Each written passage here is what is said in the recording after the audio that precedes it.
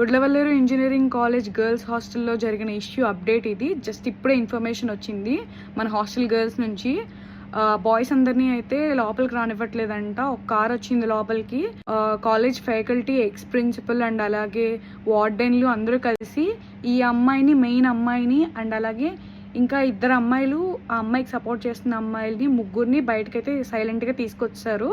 ఇది మొత్తాన్ని చూసిన గర్ల్స్ లోపల నుంచి అరుస్తూ ఉంటే ఇంకా ఆ అమ్మాయిని ఒక్కదాన్ని మాత్రమే వెనక్కి తీసుకొచ్చారు.